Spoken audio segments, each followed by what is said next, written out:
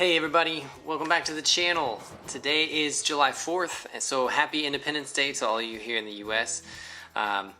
Today I wanted to talk to you about some coffee stories, mainly because I'm always reminded on the 4th of July that one of the reasons why the US is today the largest importer of coffee in the whole world is because of an event that occurred just before the signing of the Declaration of Independence, and that would be the Boston Tea Party. So, fed up with taxes from goods that were being sent from England to the colonies here in the Americas, some Bostonites chucked a bunch of tea into the ocean in protest to the King of England, and that is the initial start of the revolution that earned America its initial freedoms that we still celebrate to this day by shooting off fireworks for some reason.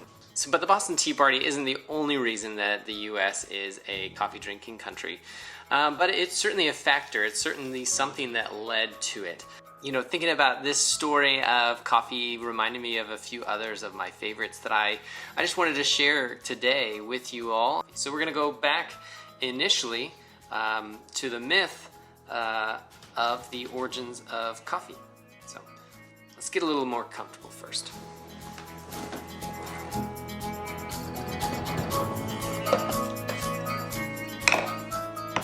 So one of the earliest stories that you're going to find about coffee, and this is a pretty common one that maybe most of you have heard, is going to be of Kaldi's and his goats.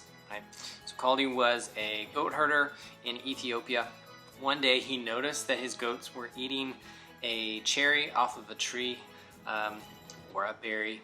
These magic berries caused the goats to dance about, and so Kaldi picked some of these and ate a few himself, and they also caused him to become very excited and dance about.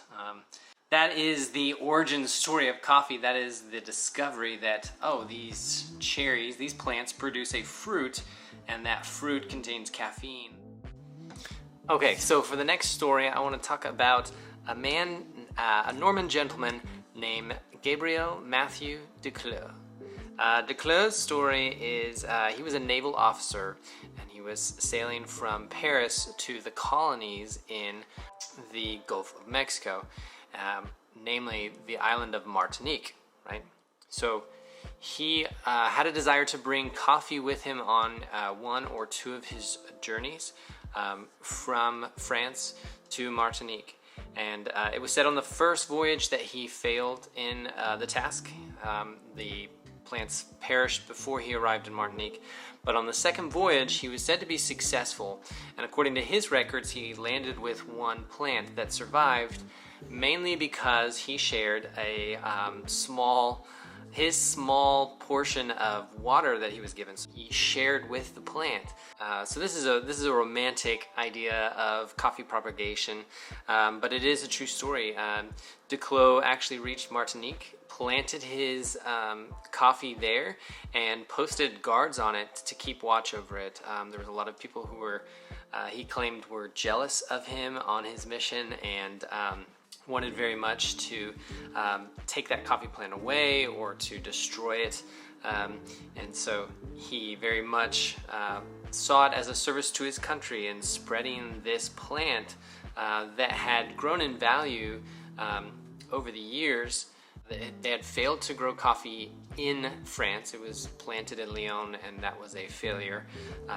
The climate there is just not good for growing coffee, so he believed that the colonies would be a better climate for them since they would be more tropical, and he was correct. The coffees that he planted there in Martinique were largely the source of most coffees in Central and South America. It's just amazing though to think that from the Cleux, one plant grew this vast forest of coffee trees, not only on the islands, in the French colony islands of the Gulf, but also in South and Central America.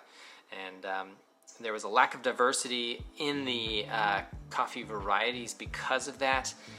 That has been a subject of talk more recently in the coffee community, and it is fascinating to think because only a few plants made it over from starting in Arabia, Ethiopia, India, and then the Indonesian islands, then into Europe, and then transferred actually from Europe to the Gulf, and then from there to the Americas, right? So the journey of this coffee is pretty wild, but the close story is just kind of a romantic version of it. Coffee wouldn't even have been of interest to many Western societies if not for my next story. Let's go.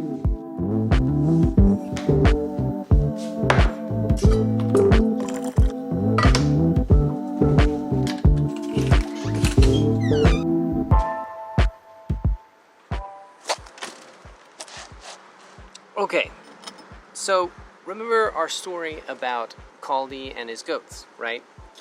So as Kaldi and his goats were dancing around, it was said that a monk walked by and noticed their party, basically. It literally describes the goats as dancing in a line, and the herder among them joining along.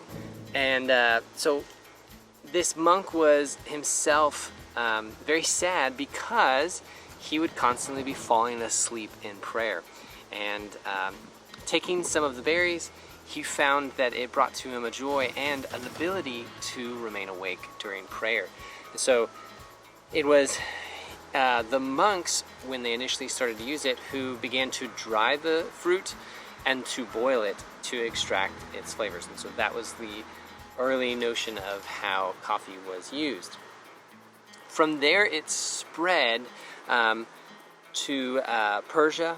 The Persians were the ones who most likely began to roast that dried fruit, or that dried pit of the fruit, which would be the coffee bean. We said because the Muslim traditions, the Quran, didn't allow for the drinking of wine, they found that coffee was one substitute they used, and then after a time it was banned, and there was some persecution of drinking coffee. But despite its persecution, coffee persisted. Cafes began to open all across the Middle East, in Turkey, and from there it traveled through trade to different parts of Europe, but it was the Venetians, because of their relative closeness to Turkey and other parts of the Middle East, that began to open up cafes that brought it into Europe, right, into these Western cultures. And from there it traveled to Rome. So it's told that certain priests appealed to Pope Clement VIII to ban the drink because the Muslims were not permitted to drink wine, obviously because Jesus drank wine at the Last Supper.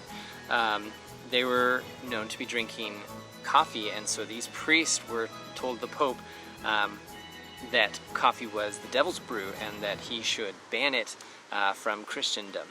But curious about this drink, Pope Clement had some brought to him in Rome, and because the fragrance of it was so sweet and attractive to him, he took a sip of it, and he's known to have said that why this devil's brew is so delicious, it would be a shame to allow others to lay claim to it, so we'll baptize it and we'll steal it away from the devil. That is the story that goes to as to why coffee became so popular in Christendom and in the greater part of Western societies.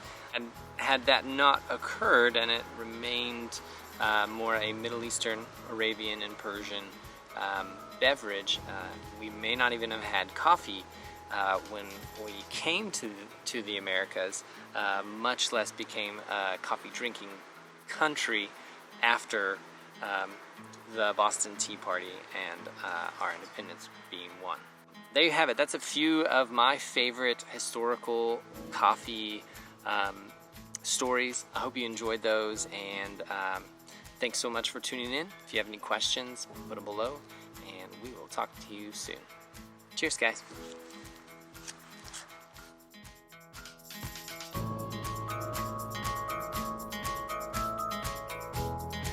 This is my puppy Sadie Mae, and she hates cameras.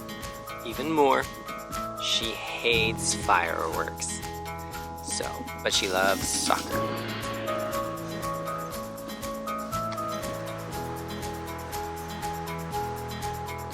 Good girl, Sadie Mae.